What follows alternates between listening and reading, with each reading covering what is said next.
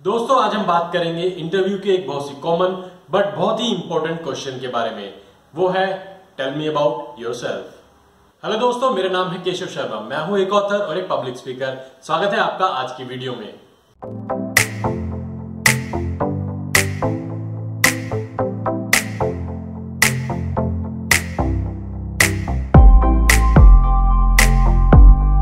बहुत से कैंडिडेट्स इस क्वेश्चन को बहुत ही कॉमन सा सवाल समझ के या तो इसकी प्रिपरेशन नहीं करते हैं या फिर अगर प्रिपेयर करते भी हैं तो बहुत ही कन्वेंशनल तरीके से प्रिपेयर करते हैं, जिसकी वजह से ना तो वो इंटरव्यू के अंदर अपना कोई अच्छा इंप्रेशन बना पाते हैं और वो पूरी भीड़ जो होती है कैंडिडेट्स की उसी में ही खोकर रह जाते हैं।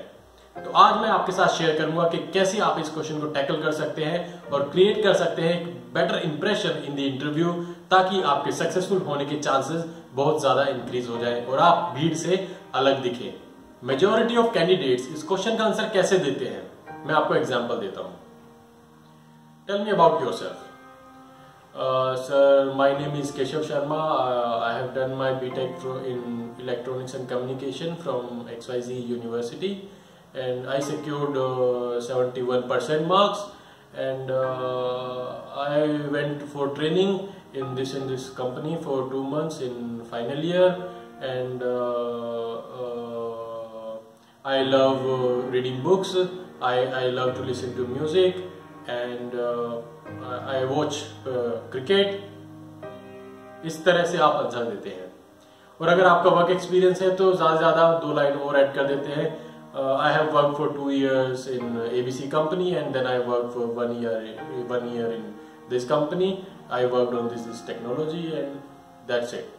जब आप इस तरह से टेल मी अबाउट योरसेल्फ का आंसर देते हैं तो एक बहुत ही पुअर वे है उस क्वेश्चन के आंसर देने का, और मेजॉरिटी ऑफ कैंडिडेट्स इसी तरह से आंसर देते आए हैं और देते रहते हैं, जिसकी वजह से इंटरव्यूअर्स को ना तो कोई इससे ज्यादा कोई एक्सपेक्टेशन होती है और वो भी इस क्वेश्चन को ऐसे ही हल्के में ले लेते हैं।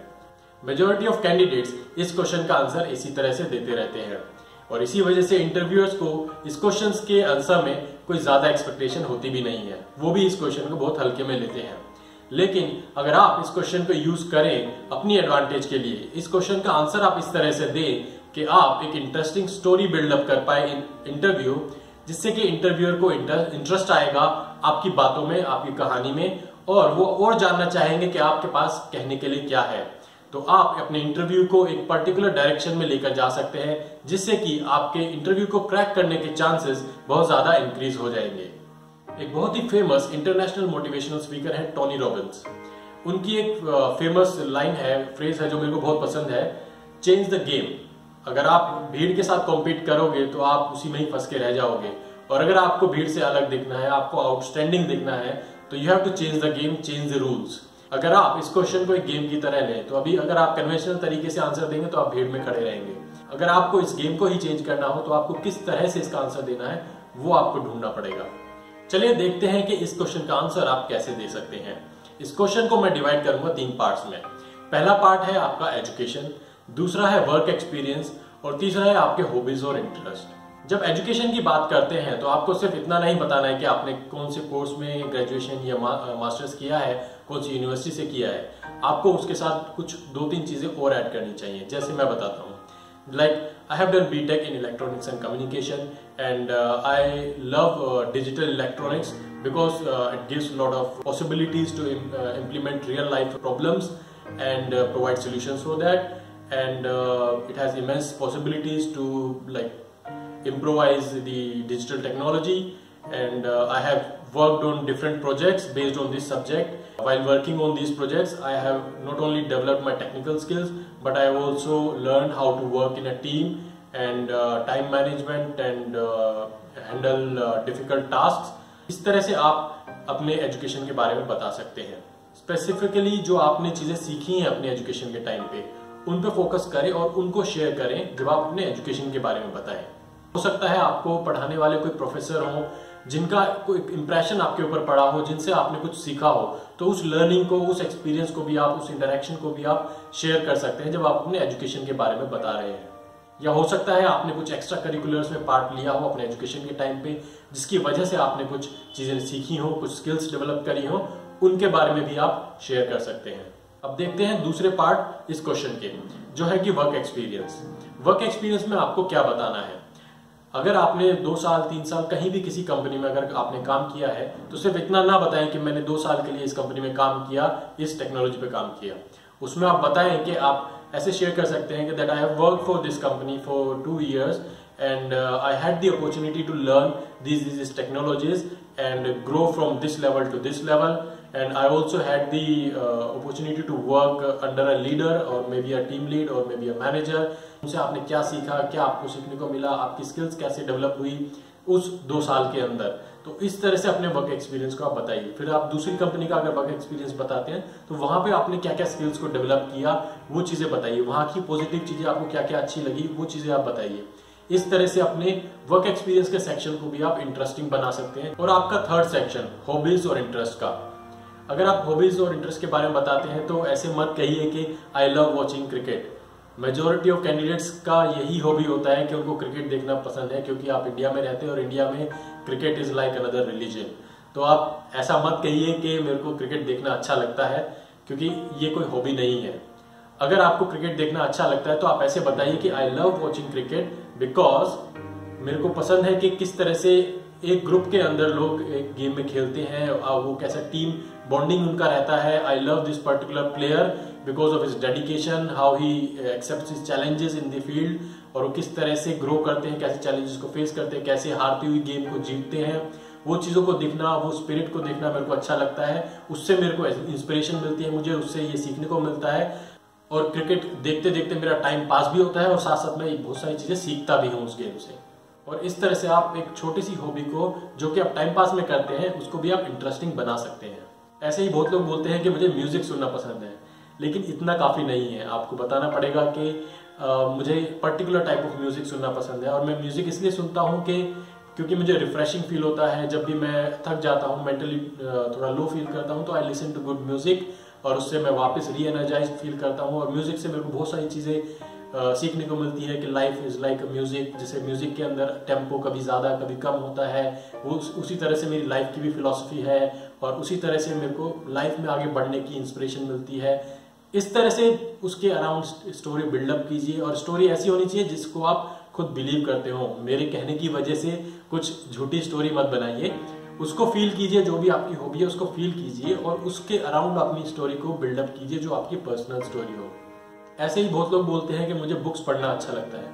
किस तरह की बुक्स पढ़ते हैं आप? फिक्शन पढ़ते हैं, नॉन फिक्शन पढ़ते हैं? फिक्शन पढ़ते हैं तो आप फिक्शन क्यों पढ़ते हैं?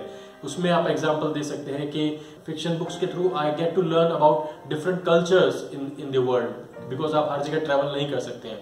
लेकिन बहुत सारी बुक्स ऐसी होती हैं जिनको आप पढ़ के अलग अलग तरह के कल्चर्स के बारे में आप जान सकते हैं। आप डिफरेंट स्किल्स सीख सकते हैं बुक से पढ़ के और वो एग्जांपल्स आप शेयर कर सकते हैं। जैसे मैंने फॉर एग्जांपल एक बुक मैंने पढ़ी कम्युनिकेशन स्किल्स के ऊपर, तो उसका आप एग्जांपल दे सकते हैं कि I learn a lot of things from this particular book and उसको मैंने अपनी लाइफ में इम्प्लीमेंट किया और मैंने अपनी स्किल्स को एक लेवल से दूसरे लेवल तक मैं लेके गया और इस तरह से मैंने इम्प्रूव किया।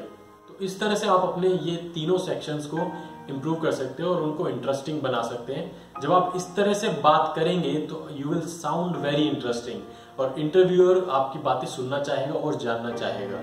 और इन सब के अलावा भी आप कुछ चीजें और डाल सकते हैं, जैसे कि आपकी लाइफ का, पर्सनल लाइफ का कोई एक्सपीरियंस हो, कोई इंसिडेंट हो, किसी के साथ कभी कोई इंटरेक्शन हुआ हो जिसकी वजह से आपकी लाइफ में बहुत इंपैक्ट पड़ा हो, जिसकी वजह से आपने बहुत सारी इंप्रूवमेंट्स अपने अंदर करी हो, चेंजेस किए हो। तो ऐसा कोई एक्सपीरियंस हो तो वो आप शेयर कर सकते हैं। सोचिए और कॉन्टेम्पलेट कीजिए और उसको एक स्टोरी की फॉर्मेट में आप उसको, जब आपसे पूछा जाए टेल मी अबाउट योरसेल्फ, तब आप ऐसी चीजें बताएं, क्योंकि क्वेश्चन ही ये है, टेल मी अबाउट योरसेल्फ। आप अपने बारे में बताएं कि आपकी पर्सनल लाइफ कैसी है, आप कैसे चैलेंजेस को ओवरकम करते हैं, आपके अंदर क्या स्किल सेट है, आप कैसे चीजों को देखते हैं, कैसे हैंडल करते हैं, आपके ओपिनियंस क्या है, व्यूज क्या है, आपका एक्सपीरियंस क्या है, आपकी नॉलेज क्या है।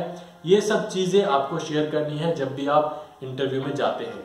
मैं फिर से समराइज करता हूं, टेल मी अबाउट योरसेल्फ को इंटरेस्टिंग बनाने के लिए उसके अंदर थोड़ी स्टोरी बिल्डअप करें, आपने क्या सीखा है। जैसे अगर आप एजुकेशन के बारे में बताते हैं तो एजुकेशन के टाइम पे आपने पर्टिकुलरली कौन सी चीजें सीखी हैं उसके बारे में आप बताएं। अपने वर्क एक्सपीरियंस में आपने किसके साथ कोई इंटरेक्शन हुआ है, कोई नई टेक्नोलॉजी सीखी है, कोई स्किल डेवलप करी है, उसके बारे में बताएं। आपकी हॉबीज जो है उनको थोड़ा डेप्थ में बताएं कि वो पर्टिकुलर हॉबी आपकी क्यों है, आप उससे क्या सीखते हैं और कैसा आपके अंदर इंप्रूवमेंट आता है। इस डायरेक्शन में आप बातें करें।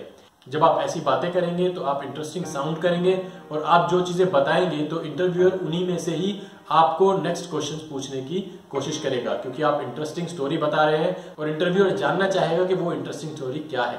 फॉर एग्जाम्पल, अगर आपको कोई इंसान मिले जो आपके साथ बातें करे और आपको उसकी बातें इंटरेस्टिंग लगे, तो क्या आप उसकी बातें और नहीं सुनना चाहेंगे? आप बोलेंगे हाँ हाँ और बताओ, ये भी बताओ। जब आप इस तरह से अपना इंट्रोडक्शन देते हैं तो वो एक इंटरेस्टिंग स्टोरी बन जाती है और इस वजह से आप भीड़ से भी अलग हो जाएंगे और आपके जो चांसेस हैं इंटरव्यू में सेलेक्ट होने के वो बहुत ज्यादा इंक्रीज हो जाएंगे। तो इस तरह से अपने इंट्रोडक्शन पे, अपने इस आंसर पे आप काम कीजिए, कॉन्टेम्पलेट कीजिए और उसको लिखिए, उस पर प्रिपरेशन कीजिए और फिर उसको मिरर के सामने या किसी अपने फ्रेंड के सामने बोलने की प्रैक्टिस कीजिए, उनको एक्सप्लेन कीजिए और देखिए कि वो आपका इंप्रूवमेंट कैसे होता है। और फिर जब भी नेक्स्ट टाइम आप किसी जॉब इंटरव्यू में जाते हैं तो वहां पे इस चीज को यूज कीजिए। And I can assure you कि आपका इंटरव्यू का एक्सपीरियंस बहुत ही अच्छा होगा and you will feel great about it. दोस्तों, ये वीडियो आपको कैसा लगा बताएं मुझे कमेंट्स में। इस टॉपिक से रिलेटेड अगर आपके कोई क्वेश्चंस हैं तो वो पूछ सकते हैं आप कमेंट सेक्शन में। अगर आपको लगता है आपकी फैमिली में या आपके फ्रेंड्स में कोई है जिसे इस वीडियो से फायदा हो सकता है तो प्लीज इस वीडियो को उनके साथ जरूर शेयर करें। अगर आप इस चैनल पर नए हैं तो सब्सक्राइब करें इस चैनल को, बेल नोटिफिकेशन को ऑन कीजिए ताकि हर हफ्ते आने वाली वीडियो को आप देख सकें और आपसे नोटिफिकेशन मिस ना हो। आपका बहुत बहुत धन्यवाद आपके प्यार और सपोर्ट के लिए। चलिए मिलते हैं अगले हफ्ते एक नई वीडियो के साथ। तब तक अपना ध्यान रखिए। God bless you, take care. Signing off Keshav Sharma.